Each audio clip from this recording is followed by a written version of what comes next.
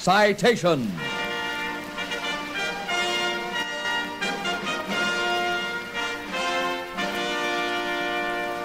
Presenting authentic stories of heroism and gallantry taken from the histories of war. A true story from Australia's proud military history of QX 21058, Captain Robert Carr McLaren of Z Special Unit.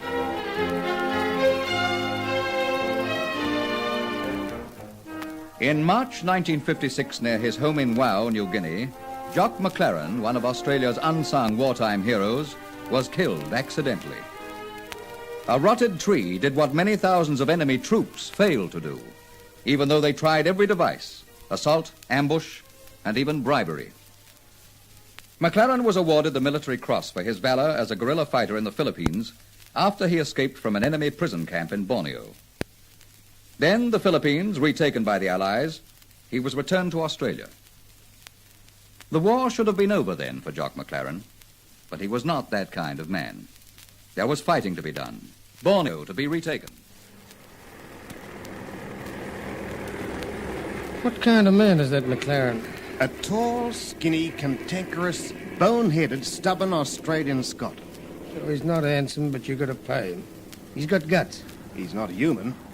Any man who escapes twice from a Japanese prisoner of war camp, fights as a guerrilla in the Philippines for a couple of years, takes out his own appendix with a blunt knife and sews it up with coconut fibre, wins the MC, then comes back here to this special Z Force and insists on qualifying as a parachuter so as he can jump back into Borneo where his POW pals are.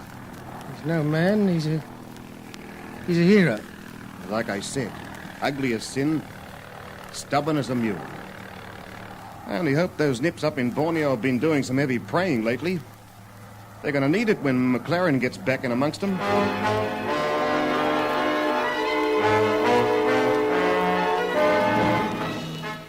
A tall and wiry Scottish-born Australian who had served in the First World War, then set up practice in Queensland as a veterinary surgeon, Jock McLaren, who had enlisted in the ill-fated 8th Division as a private and was commissioned while a guerrilla fighter, knew the jungle well. He knew that when he jumped back into Borneo, parachuting behind the enemy lines with his small band of soldiers to spy out the land, he knew that not even the Borneo jungle was neutral. You got our position marked? Yep. Northwest of Barak Papham. Well into Borneo. Well, this is about it, Skipper. Okay. Give them the light. Good luck, fellas. And happy landing. All right, Skipper. They're gone. Swing her and head for home.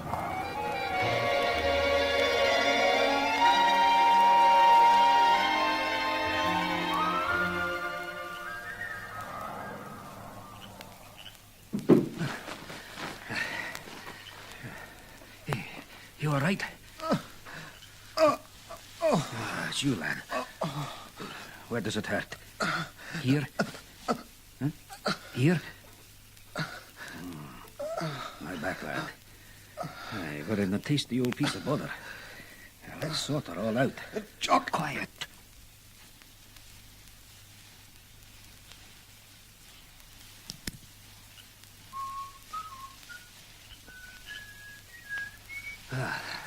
It's you. Come on in. Quiet now. Every Jap on Borneo knows we're here. Bill Sullivan here, is not feeling so hot. Jarred his innards a wee trifle when we landed. Mick there too? Yeah, he's here. Jock. And somebody else too. Yeah? Yeah. A Jap army camp and a guardhouse 50 yards back there. Back the way I came from. I see. And our equipment? Fell smack bang into the Jap camp. Yeah, hope it killed one of them. I know every other party that's been dropped in was knocked off by the Japs. Yeah? How? Well, this island's got more Japs on it than a dog's got fleas. Aye, it's a tasty old deal. Real good-o. Yeah, not for mine, it isn't. What's the drill, Captain? You able to crawl, Bill? No? Yeah. Well, even I can add this one up. Our signaling equipment gone. One of the party can't even crawl. told Joe and his merry men on their hammer. Yeah, even I can add this one up. I'll get Bill across my shoulders, and you two jokers cover me as we crawl over towards that Jap camp. You fair dinkum. Never been more fair dinkum, Joe. The closer we get to that camp, the safer we're going to be. The one thing they won't reckon on is us crawling closer to them. Come on.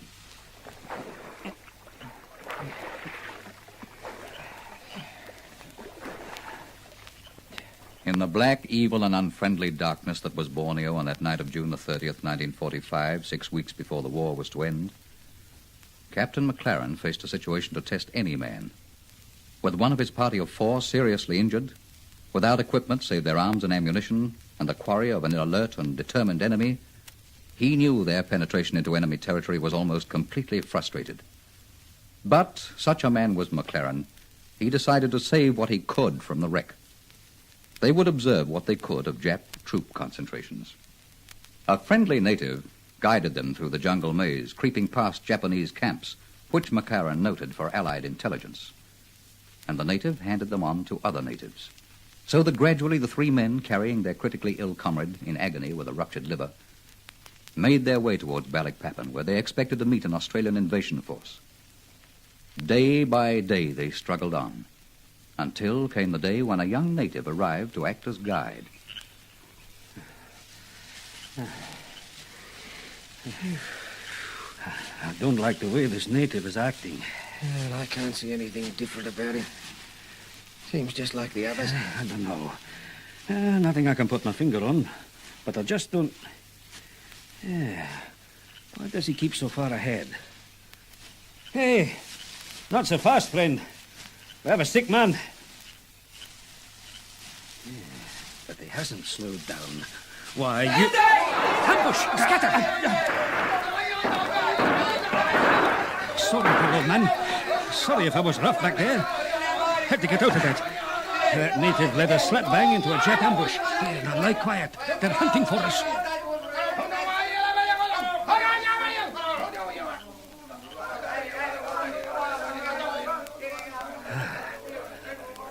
They've missed us. I thought they were going to walk on us there. No, we'll have to lie here until it's dark. Hey, what's that? That's one of ours. They've got one of the party.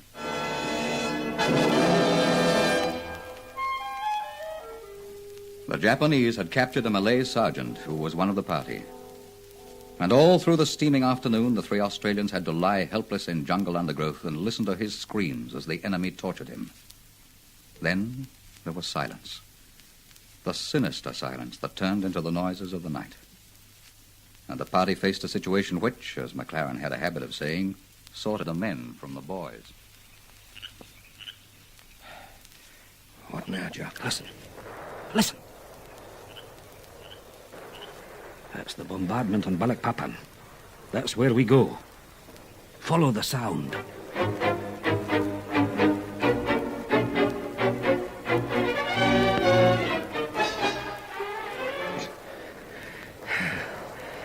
I've had a Jock. You'll be Jake.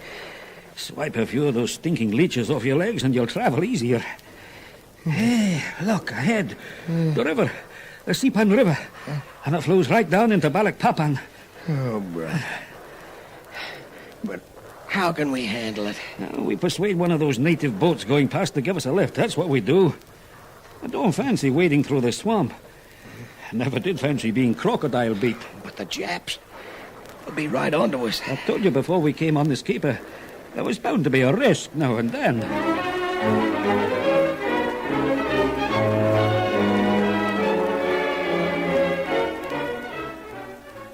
So, at gunpoint, the 3 Australians, who came like grey devils out of the mangrove mud, persuaded a native boatman to take them aboard. And they headed down the river towards Balikpapan on the strongly entrenched Japanese army.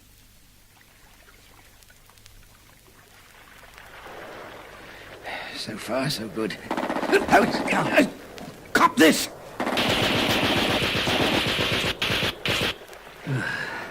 You nearly jinxed us. If that Jap machine gunner hadn't got the Jim Jams, he could have had us all. As it is, all he has now is a head full of lead.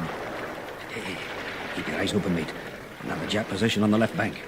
Keep down and let our friend speed up his paddling. In the face of incredible odds, Captain McLaren took the remnants of his small band down that river towards the town of Balikpapan, where the fury of the invasion was at its height.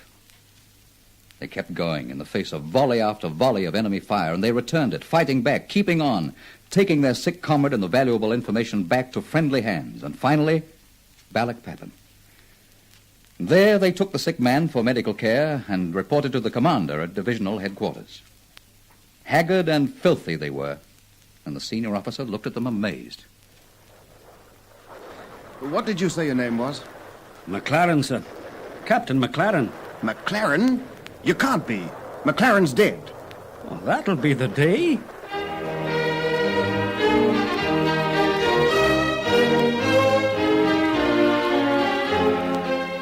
For these 7 days of heroism, Captain McLaren was awarded an immediate military cross, the bar to his MC won behind the enemy lines in the Philippines. The citation says, in part, when the party was ambushed on July the 3rd, 1945, and one of the party captured, by his coolness and courage, Captain McLaren successfully removed the injured man to safety and continued the task given.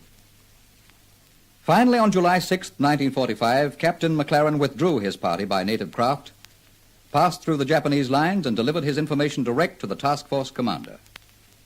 Then Captain McLaren went back behind the lines again. For his further courage and heroism, he was later mentioned in dispatches. He was a man of valor.